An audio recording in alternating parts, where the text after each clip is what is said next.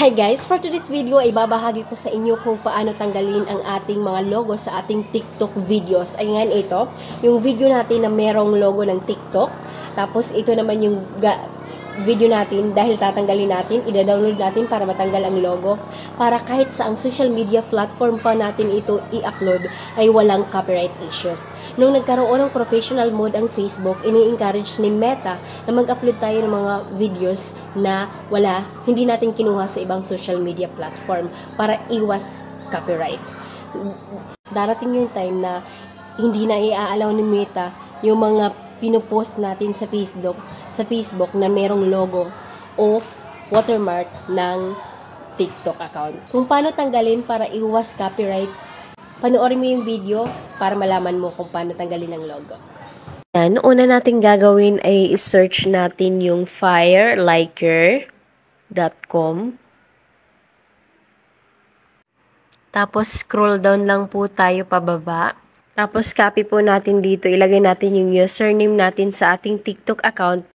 Ayan, punta muna tayo sa ating TikTok account para makuha natin ang ating username. Tap natin ang profile. Okay, nandito na tayo sa ating profile sa ating TikTok account. Tapos copy po natin yung username natin. Pagkatapos natin i-copy, bumalik na tayo sa fireliker.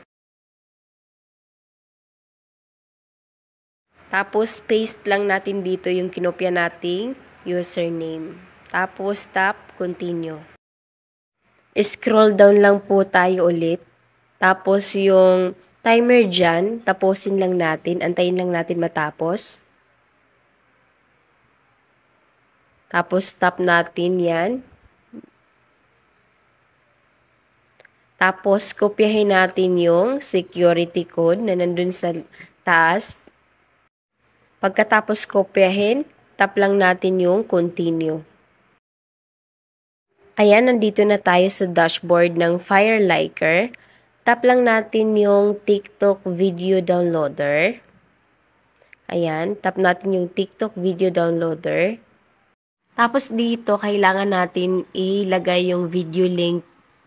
Kaya bumalik tayo sa ating TikTok account. Tapos, maghanap tayo dito ng video na gusto nating i-download.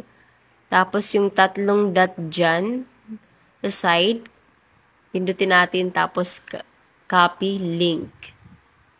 Ayan, balik na ulit tayo sa Chrome. Balik na tayo. Tapos, lagay na natin dito yung kinopya nating video link. Tapos, tap continue.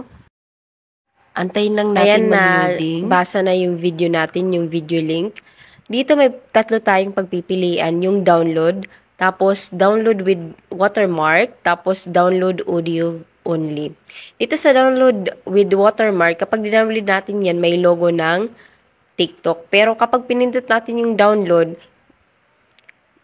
madadownload yung video natin na walang watermark. Ayan. Yan yung mangyayari kapag tinap natin yung download. Dito sa video, meron tayong makikita ang tatlong dot dyan sa gilid. Pindutin natin yan at may lalabas na download. Pindutin natin yung download. Ayan guys, file downloaded na siya. Ngayon pumunta naman tayo sa ating videos, sa ating file sa cellphone. Kung nandun siya, yung dinownload natin. Ayan. Videos. Tapos, nandito siya sa pinakaunang. Tignan natin. Ayan, successfully downloaded na po siya na walang logo ng TikTok. Ganun lang po siya kadali. Sana nahabol ninyo. At sana nakatulong ang video na ito para hindi na kayo magkaroon ng violation sa Facebook kung magda-download kayo ng video na mula sa TikTok account ninyo. Thank you and God bless. Kung pwede pa, like naman ang video. At pa-follow na rin. Thank you. God bless.